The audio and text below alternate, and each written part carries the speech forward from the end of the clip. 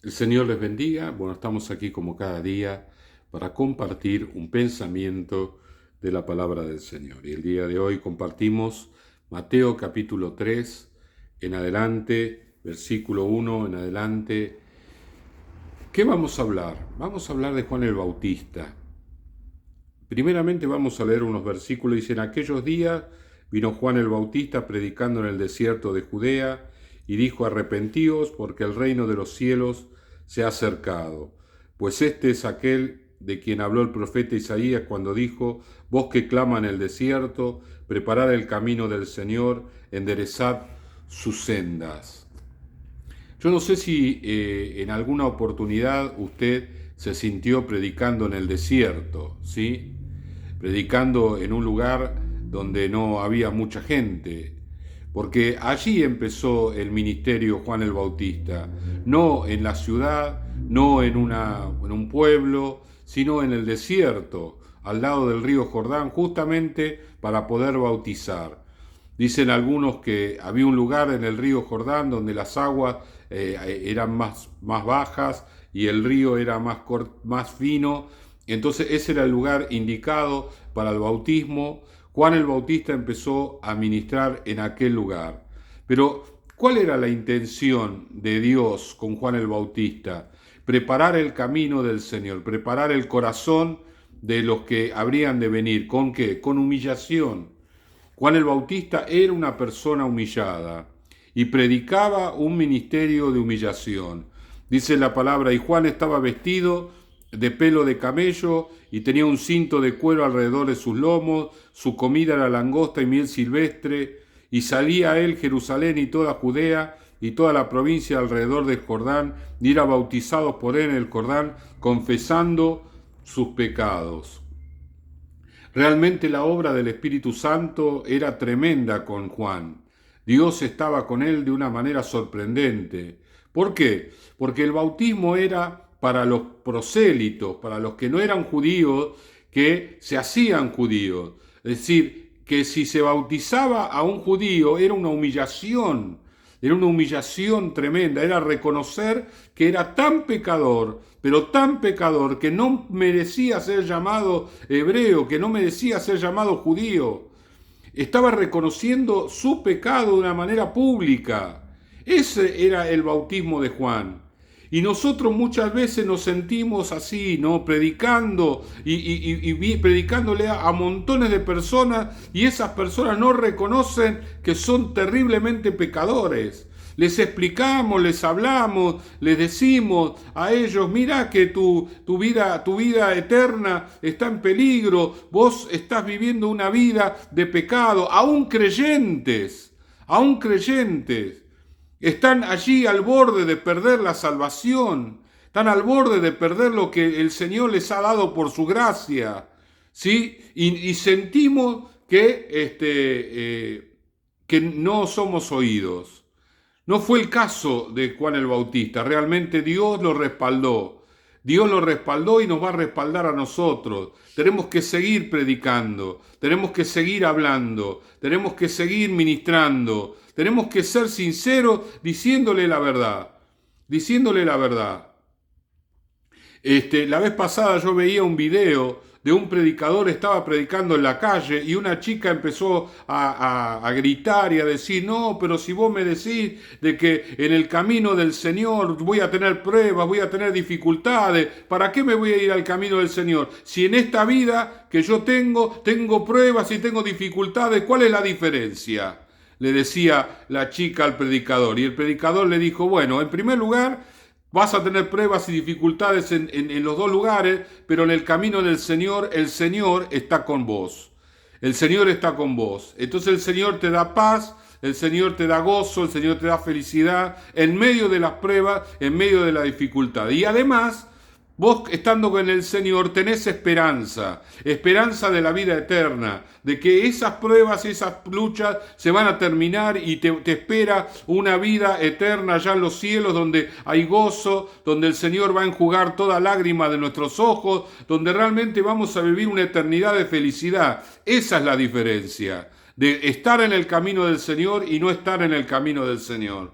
Y yo cuando veía este video, yo decía realmente, gloria a Dios, qué gracia del Señor este muchacho para predicarle la palabra a esta chica, porque la dejó sin palabra, la dejó reflexionando, diciendo, no, la verdad que me conviene estar en el camino del Señor. Que Dios nos dé gracia, mi hermano, mis hermanos, ¿para qué? Para poder explicarle a la gente de que en el pecado se vive mal, que en el pecado se vive mal, que en el pecado hay dolor, hay sufrimiento, y además de eso el pecado nos lleva a una condenación eterna, donde no va a haber fin de dolor, no va a haber fin, no es que vamos a ir a un lugar y luego va a haber una aniquilación total y se acabó, ya desaparecimos, no, el espíritu que Dios nos ha dado es eterno, no puede destruirse. Así que vamos a estar en un lugar de tormento, de dolor. ¿Por qué va a ser de dolor y de tormento? Porque vamos a estar alejados de Dios.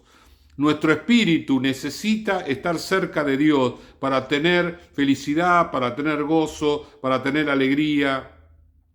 Y por eso tenemos que predicar la palabra del Señor. Juan el Bautista predicaba y predicaba en el desierto porque Dios lo había mandado allí y Dios lo estaba respaldando. Luego dice, al ver él que muchos de los fariseos y de los saduceos venían a su bautismo, le decía, generación de víboras, ¿quién os enseñó a huir de la ira venidera? Haced pues frutos dignos de arrepentimiento y no penséis decir dentro de vosotros mismos, a Abraham tenemos por padre, porque yo os digo que Dios puede levantar hijos de Abraham aún de estas piedras. Y ya también el hacha está puesta a la raíz de los árboles, por tanto, todo árbol que no da buen fruto es cortado y echado en el fuego. ¿Cuál sería la reacción de muchos cristianos al ver venir a los religiosos más importantes de la época a escuchar la palabra? ¿De qué manera se dirigirían a ellos? ¿De qué manera le hablarían? ¿No se sentirían honrados porque los religiosos están viniendo o las personas de mayor poder adquisitivo y las personas que tienen mayores posibilidades? Uy, mirá, están viniendo los empresarios a mi iglesia. Oh, mirá, están viniendo la gente de dinero a nuestra iglesia. ¿Pero qué hizo Juan el Bautista? Juan el Bautista los reprendió. De ninguna manera los recibió bien. Al contrario, los hizo responsables. ¿Responsable de qué? De la pérdida, de la salvación de muchísima gente. Porque ellos, en su estructura religiosa, estaban impidiendo que buscaran a Dios de manera con libertad. Y tenían que buscar a Dios a través de ellos. Ellos querían tener la sartén por el mango, como decimos acá en la Argentina. Ellos querían tener la autoridad y querían tener la preeminencia social, religiosa. Y entonces le impedían a la gente buscar a Dios de todo corazón. Lo mismo es Santiago cuando habla de los ricos. Ellos son los que te llevan al juez, los que te llevan al juzgado. Ellos son los que te hacen trabajar y no te pagan nada. Y vos los querés, los amás y los querés en la iglesia y los querés colocar en un lugar de preeminencia dentro de la iglesia. Qué diferente, ¿no? Cómo pensaban ellos y pensamos nosotros en este tiempo. En este tiempo queremos ganarlos para Cristo. Bueno, gloria a Dios si se convierten, pero que se conviertan. Porque muchas veces es una conversión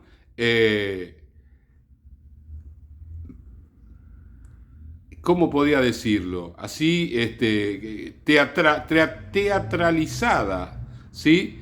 Yo he tenido personas en la iglesia que tenían dinero y ellos no querían cambiar su forma de vida, no querían dejar lo que estaban haciendo, querían traer su dinero a la iglesia, querían comprar cosas para la iglesia, cosas que nosotros necesitábamos y que nos venían muy bien, pero ¿de dónde venía ese dinero? ¿Venía del esfuerzo personal del trabajo? No, venía del pecado.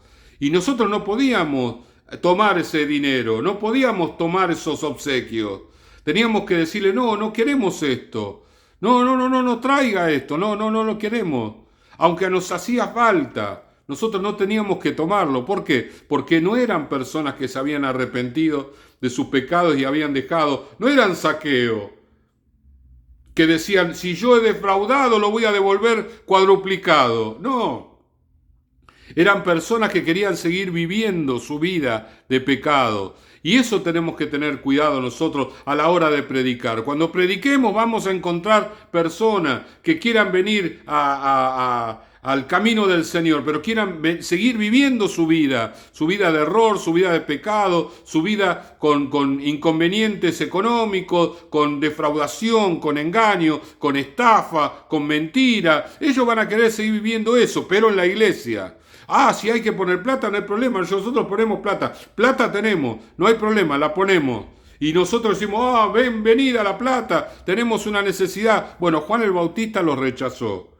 Dice, yo a la verdad os bautizo en agua para arrepentimiento, pero el que viene detrás de mí, yo cuyo calzado no soy digno de llevar, es más poderoso que yo. Y él os bautizará en el Espíritu Santo y fuego. Su aventador está en su mano y limpiará su era y recogerá su trigo en el granero y quemará la paja en el fuego que nunca se apagará. Juan el Bautista reconoció que él estaba para preparar el camino al Señor. Y nosotros cuando predicamos el mensaje de arrepentimiento, estamos preparando el camino al Espíritu Santo, estamos preparando el camino al avivamiento, al mover de Dios, al obrar del Señor, a la gloria del Señor manifestada. Los milagros, las sanidades que hubo con Jesús, las habrá también, y en mayor cantidad, porque el Espíritu Santo está en el corazón de cada uno de aquellos que caminan con Él, que creen con Él y que le sirven a Él. Vamos a orar. Señor y Padre, gracias te damos en este día. Señor, ayúdanos a seguir predicando el arrepentimiento, que de ninguna manera, Señor, nos dejemos seducir, Señor, por aquellos que son dueños de este mundo, Señor, que se levantan, Señor, como señores de este tiempo, de este mundo, y quieren venir a la iglesia viviendo de igual manera que vivían, Señor, pero estando en la iglesia para tener la garantía, entre comillas, de la salvación. Ayúdanos, Señor. Ayúdanos, Señor, a darnos cuenta quién es quién, Señor. Oh, Dios mío, danos discernimiento del espíritu del hombre, Señor, del espíritu de Satanás, Dios mío, para poder identificar y para poder bendecir a los que tú bendices, Señor. Gracias te damos en el santo y poderoso nombre de Jesús. Amén, amén y amén. El Señor les bendiga.